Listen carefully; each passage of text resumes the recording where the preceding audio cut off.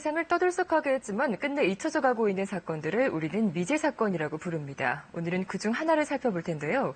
발견 당시 옷이 모두 벗겨져 있고 고문을 당한 흔적도 보였지만 시신은 아주 깨끗했고요. 심지어 발은 씻겨져 있었습니다. 그날 밤 그녀에게 어떤 일이 있었던 걸까요? 서울 노들길 살인 사건, 서울 디지털 경찰학과 배상훈 교수와 함께 살펴보겠습니다. 안녕하세요. 끝내 진실이 밝혀지지 않은 사건 가운데 하나입니다. KBS 미제 사건 전담반 끝까지 간다에서 최근에 이제 몇 가지 미제 사건을 모아서 엮어봤는데 그중에서 반응이 가장 뜨거웠어요. 서울 노들길 살인 사건. 교수님이 간략하게 좀 짚어주실까요? 예, 발생 시기는 2006년 7월입니다. 서울 당산역 근처에 있는 노들길 배수로에서 네. 20대 초반의 여성이 잔혹하게 살해된 사건입니다. 그 사건 자체도 굉장히 잔혹한 사건이었고요. 그리고 지금까지도 서울경찰청의 거의 5대의 장기미제 사건 중에 하나이고 프로파일은 저로서도 사실은 평생을 가져가야 될 큰 사건 중에 하나라고 볼 수 있습니다. 네, 이 사건 하나하나 재구성을 해보겠습니다. 섬뜩하고 의문투성이의 사건, 범인은 끝내 밝히지 못했는데요. 11년 전 그날 밤 서울 당산동 주변에서 어떤 일이 있었던 건지 화면 보시겠습니다. 2006년 7월 2일 평소와 다른 하루였습니다. 그녀는 생일을 축하해준다는 고향 친구를 만났는데요. 술자리를 끝내고 두 사람은 한강에 가기 위해 택시에 올랐습니다. 몇 분 후 당산역 앞에 택시가 도착하자 그녀가 갑자기 차에서 뛰어내렸습니다. 친구가 다급히 뒤따랐지만 토끼굴로 향하는 골목에서 그녀는 사라지고 맙니다. 당시에 이 골목에는 깜깜했었고 여기까지 왔는데 일단은 피해자가 이 부분까지 뛰어왔는데 안 보인 거예요. 저 골목에서. 그리고 실종 다음 날인 7월 4일 새벽 2시 30분 서울 영등포구 노들길의 한 도로변. 새벽에 운전 중이었던 한 택시기사가 잠시 차를 세우고 볼일을 보던 중에 끔찍한 장면을 목격하게 됩니다. 112 신고가 떨어졌고 우리가 이제 무전으로 받는 것이 노들길 그 배수로에 사람이 죽어있다. 사람이 죽어있다. 실종된 그녀가 시신으로 발견된 겁니다.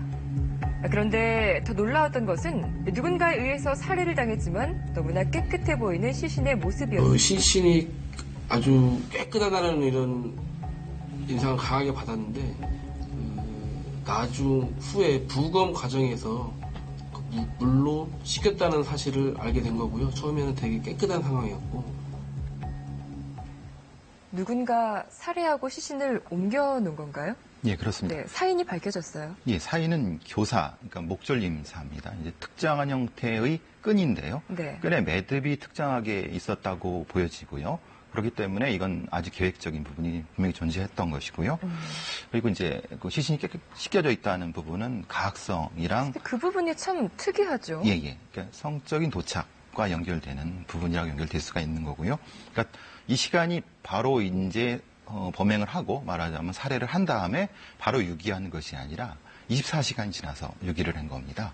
그러니까 특정한 형태의 감금이 돼 있거나 네. 아니면은 어떤 납치가 되는 이런 것도 추정해 볼 수 있는데 그런데 그 유기 상태가 발을 씻겼다는 것 그리고 발만이 아니라 사실은 다른 부분도 여러 씻긴 부분이 있습니다. 그래서 가학성을 분명히 추정할 수 있다고 볼 수 있습니다. 그건 증거를 없애기 위해서 씻겨놓은 거예요? 아니면은 누구 마치 보란 듯이 두 손도 가지런히 모아 있었다고 하고 발도 그러니까 길에 방치된 거와는 다르게 이거는 의도적인 부분이 있지 않습니까? 다분히? 예, 그렇습니다. 증거를 균형적으로 봐야 되거든요. 네. 그러니까 단지 씻기기만 위해서 했다고 하면은 전체적인 부분이 되는데 특정한 부분은 씻겼고 그렇지 않은 부분이 또 나눠 있고요. 그러니까 상처가 또 불균형적이고 네. 그렇기 때문에 이것은 단지 어떤 목적, 그러니까 편의한 목적만이 아니라 어떤 고도의 계획성 그리고 가학성이 수반된다고 볼 수 있는 거죠. 피해자가 택시에서 내려서 달려가고 사라진 후에 다시 발견되기까지 대체 어떤 일이 있었던 건지 이 범죄 정황을 좀 알 수 있는 증거나 정황이 나온 게 있어요?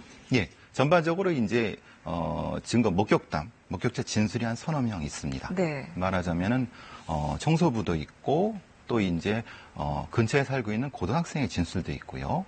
또한 이제 주변에 어떤 그 포장마차 하시는 분들 진술도 있고 한 서너 분 정도가 진술이 있는데 이게 균형이 좀 잡혀지지 않습니다. 그러니까 어떤 분은 이것이 정확히 목격했다고 하고 어떤 네. 분은 반드시 목격해야 되는데 그렇지 않은 부분이 있어갖고 요건 좀 평가가 필요하지만은 그걸 통해서 이제 탐문을 했습니다. 네. 그렇다면 그 목격자들의 진술을 좀 자세히 들어봐야겠습니다.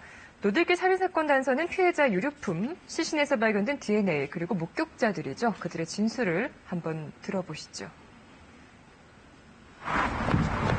토끼굴을 향해 뛰어가던 그녀를 한참 찾아 헤매던 친구는 어느 건물 안 계단에 앉아있는 피해자를 발견합니다. 함께 가자고 해도 혼자 있고 싶다고 말을 한 그녀는 친구가 피해자의 동생에게 전화를 거는 사이에 또다시 어딘가로 뛰어가 버렸습니다. 그리고 친구는 끝내 그녀를 찾을 수 없게 됩니다. 그 이후 피해자로 추정되는 여성을 목격한 것은 토끼굴 앞 연립주택에 살던 고등학생이었습니다. 새벽에 시끄러운 소리가 들려 창밖을 내다봤더니 여자 한 명과 두 명의 남자를 목격하게 되는데 남자들이 여성을 억지로 끌고 가려 했고 또 그로 인해 다투는 듯이 보였다고 진술을 했습니다. 그로부터 2시간 후인 새벽 4시경 환경미화원이 피해자로 추정되는 여성을 목격합니다. 그는 상체가 알몸인 여자가 가슴을 가린 채 길 건너편으로 뛰어가는 모습을 목격했다고 했는데요. 피해자의 유류품 발견 장소와 친구가 마지막으로 그녀를 보았던 시간을 고려해 볼 때 피해자를 목격했을 가능성은 높아 보입니다. 그리고 실종 다음 날인 새벽 12시 30분경 또 다른 목격자가 등장합니다. 견인차 기사였던 그는 노들길에 서 있는 차를 발견하는데요. 차량 안에 있던 남자와 녹지대 쪽을 서성이던 남자가 대화를 나누고 있었다는 겁니다. 2시간 뒤 그가 2명의 남자를 목격한 장소에서 피해자의 시신이 발견됐습니다. 당시 목격자가 친구, 그리고 고등학생, 주변에 살던, 그리고 환경미화원과 견인차 기사까지 4명인데 눈여겨볼 점은 목격자의 진술이 좀 다르다는 거잖아요. 예, 그렇습니다. 아무래도 밤이고 밤에 이제 특정한 옷차림의 색깔이라든가 모양 같은 걸 정확히 기억하기는 사실 힘듭니다. 그래서 이제 어느 정도까지 추정은 가능한 부분, 이거 시간대를 맞춰 보니까 고등학생의 진술과 환경미화원의 진술이 연결되고 그 다음에 그 근처에 이제 레카차 기사 연결이 되니까 그걸 연결시켜 볼 수 있었고 또 주변에서 그 옷가지가, 그러니까 피해자의 옷가지가 발견된 부분이 있었기 때문에 그걸 진술을 추정해서 다시 재구성해 본 것이죠. 고등학생이 봤을 때 여성은 베이지색 치마를 입고 있었다고 했고 환경미화원이 봤을 때는 사리를 탕이한 채 빨간색 옷을 입고 있다고 했나요? 청바지였나요? 하여간 입고 있던 옷이 상당히 색이 다른데 그럼 다른 여성을 본 거 아닙니까? 이게 신빙성이 있는 진술이에요? 예, 근데 보통 이제 목격담을 저희 같은 프로파일러들은 진술을 51%만 신뢰를 합니다. 왜냐하면은 자기가 보고 싶은 것 아니면 특정하게 청각적으로 이제 신호가 오는 것을 중심적으로 기억을 하거든요. 그러니까 네. 그 외의 장면에 대해서는 사실은 추가 정보가 돼버리는 거죠. 그러니까 그것은 신뢰를 할 수 있는 것이고 대신 그것을 보정할 수 있는 부분이 사실 필요한 부분인 거죠. 그럼 옷 말고 또 다른 단서는요? 그러니까 시간적인 이동 순서가 되겠죠. 그리고 또 하나는 이제 그들이 얘기했다고 하는 특정한 형태의 어떤 뭐 장소 이름이라든가 아니면 차 번호 같은 것이라든가 아니면 특정한 형태의 말 이런 것들이 재구성되는 것이죠. 네, 차량 번호까지도 봤으니까 참고가 될 만한 사안입니다.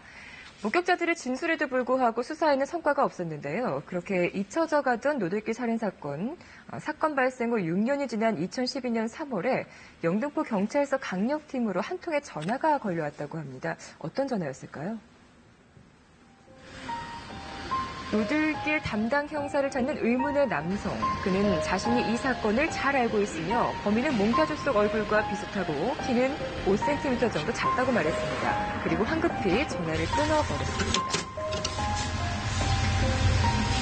그래서 당시 영등포 경찰서에서 그 통화 내역을 분석을 해가지고 통화했던 장소를 특정해 놓은 게 강북구 본동에 있는 아파트의 내부에 있는 그 공전화 박스에 있었어요. 근데 공전화 박스를 다 확인해보고 시간대 보고 다 확인하려고 그랬었는데 그 당시에 그 공중전화 박스를 직접적으로 비춰주는 CCTV가 없고 이후에도 제보가 들어오지 않아가지고 그런 좀 아쉬움에 남긴 채 그냥 종결이 된 제보가 하나 있었습니다. 한 한 통의 제보가 더 큰 의문을 남긴 것 같습니다. 이 남성은 누구였을까요? 기본적으로 이제 이런 장기민재 사건에서는 간혹 이런 일이 발생합니다. 말하자면 어떤 범인이 뭐 술이 취해갖고 그런 얘기를 하다가 친구한테 그런 얘기를 했다.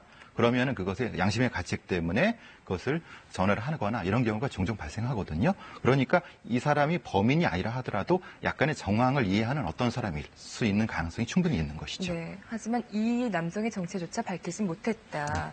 자, 생김새가 몽타주와 비슷하다고 제보자가 말을 했는데 사건 당시에 목격자들의 진술을 토대로 작성된 용의자들의 몽타주가 있습니다. 한번 보시고요. 또 몽타주 변환 프로그램을 통해서 이 사람들의 생김새가 어떻게 변했을지 지금의 모습도 예측 가능했는데 함께 보시겠습니다. 용의자 첫 번째, 계란형의 얼굴에 스포츠 머리를 했고요. 눈은 선글라스를 껴서 잘 보이지 않지만 오똑한 코에 미남형 얼굴로 보입니다. 자, 두 번째 용의자는 타원형의 얼굴에 단발머리를 했고 눈썹이 흐릿하고 눈이 동그랗고요. 코는 못생긴 듯 보이지만 또 입도 튀어나와 보입니다. 자, 2017년 과학적으로 재추정한 용의자의 모습도 보시겠는데요. 지금 보시는 이 몽타주가 11년 전 노들길 살인사건의 용의자로 추정되는 두 사람의 모습으로 추정이 됩니다.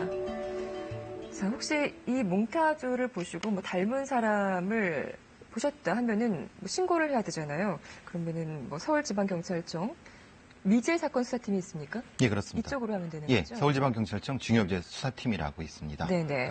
이게 전화번호는 나가고 있고요. 네, 저 아래쪽 번호로 제보를 해주시면 되겠습니다. 그리고 이 사건이 미제지만 뭐 종결시키지 않고 다시 재수사가 이루어지고 있는데 5명의 프로파일러가 새로운 팀을 꾸렸고요.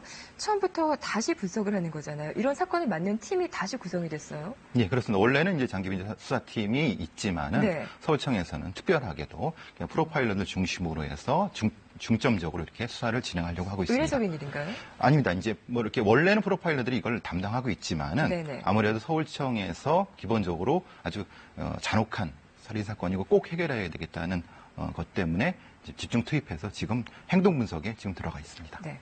또 하나 중요한 점이 당시 사건을 수사하던 가운데 이상한 점을 발견하게 됐는데요. 어떤 것인지 화면 보겠습니다. 친구 진술에 의하면 실종 전 피해자는 몸이 비틀거릴 정도로 취해 있었습니다. 그러나 피해자의 시신에서는 술을 마신 흔적은 물론 위장에 남겨진 음식물도 없었다는데요. 마지막으로 목격된 후에 한두 시간 이내에 사망했다. 이렇다면 혈중 알코올 농도 0.2%가 돼야 됩니다. 그런데 이분은 0%가 나온 거예요. 그렇다면 이게 완전히 클리어링, 그러니까 체내에서 대사가 다 되려면 최소한 15시간 정도는 필요한 거가 되는 거죠.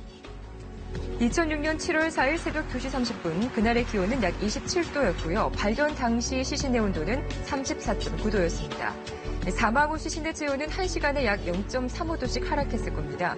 계산을 해보면 피해자는 시신이 발견되기 최소 3시간에서 6시간 전에 사망한 것으로 추정이 됩니다. 2006년 7월 3일 새벽 1시 50분에 피해자가 실종됐고요. 발견된 건 그 다음 날 새벽 2시 반. 그러니까 상당한 시간이 있었지만 시신도 굉장히 깨끗했고 그리고 몸의 온도도 적정 온도를 나름 지키고 있었고요. 20시간가량을 생존해 있었다는 거잖아요. 예, 범인은 그렇습니다. 뭘 한 거예요? 이 피해자를 데리고. 기본적으로 이제 그러니까 말하자면 납치해서 만약에 살해를 한 다음에 24시간 이상이 걸렸기 때문에 네. 그 유성호 박사님의 말씀대로라면 중간에 살아있던 시간이 한 15시간 이상이 돼야 되는 것이고요. 그러면 몸에 그 뭐 예. 이상한 흔적이라든지 그리고 뭐 이물질이 여기저기 들어가 있는 것도 발견됐다고 하는데 그럼 고문당한 거 아닙니까? 네, 그렇습니다. 그럴 가능성이 높다고 생각합니다. 특히 이제 어깨 뒤쪽이라든가 아래쪽, 엉덩이 뒤쪽 같은 데에 특정한 상처를 봤을 때는 네. 감금당한 상태가 거의 뭐 되고 또 이렇게 결박당한 형처가 분명히 나타나고 그렇다고 봤을 때는 어떤 특정한 공간이나 아니면 이동하는 어떤 차량이나 이런 부분에서 납치된 부분이 분명하다는 거 추정이 되고요. 결국은 어느 정도 살아있는 상태였고 그 다음에 이제 살해를 했을 가능성이 충분히 보여지는 거죠. 네, 납치, 유린, 고문까지 너무나 가학적인 범인의 유형, 그를 찾을 만한 또 다른 단서가 나왔다고 합니다. 보시죠. 대검찰청 진술 분석을 담당했던 분석가는 고등학생의 목격자 진술에서 범인을 추정할 만한 새로운 특징을 찾아냈습니다. 용의자의 특이한 말투였는데요. 인천 너 섹시다. 아니, 너 치마 속여서 잘 간수해라. 이런 대화 내용이 나타나거든요. 그러면 이 두 사람 중에 한 사람이 누군가를 한 명의 용의자로 추정된 사람을 부를 때는 야, 인천 이렇게 불렀을 개연성이 있다라는 거. 그리고 또 하나 목격자가 본 차량의 모습에도 특징이 있었습니다. 스포츠 차량 같은 덮개가 반짝이는 불이 달린 용의자의 차량. 자, 2006년 당시 이런 차는 주로 차량 폭주족들이 이용했다고 하는데요. 그리고 토끼굴은 폭주족들이 자주 모이는 장소였다고 하는군요. 달리기 풀에서 거기를 많이 모였던 거고, 집결지는 거긴데, 그렇게 들어가기를 정확하게 아는 애들만 거기 들어가서 또 거기서 놀다가 나오고. 팀이 있어요. 만약에 엑센트면은 애돌이, 이런 식으로. 인천 애돌이님, 광기 애돌이님, 이런 식으로 부르죠. 네, 용의자 2명이 폭주적일 가능성도 제기가 되고 있는데요. 그러면 당시 이제 11년이 지난 사건이지만 2006년 당시에 보라색 유로 엑센트 그리고 어두운 색의 아반떼를 소지한 사람 중에 몽타주와 닮은 사람이 범인일 가능성이 크겠군요. 아무래도 차량을 개조한 형태가 보여지고요. 그리고 폭주적이겠고 아무래도 이제 문화적인 이질성이 보여지는 거죠. 이렇게 시체 상태에서 그러니까 두 가지 문화 이상을 경험한 사람들이면서 폭주적이고 저 나이 때 저 모습 이러고 하면은 그걸 목격하시거나 아니면 기억나시는 분이면 상당히 도움이 될 수가 있습니다. 네, 또 화면 아래로 서울지방경찰청 중요 미제수사팀의 제보 전화번호가 나가고 있으니까요. 혹시라도 인상착의가 비슷했다면 전화를 주시기 바랍니다. 잘 들었습니다. 배상훈 교수였습니다.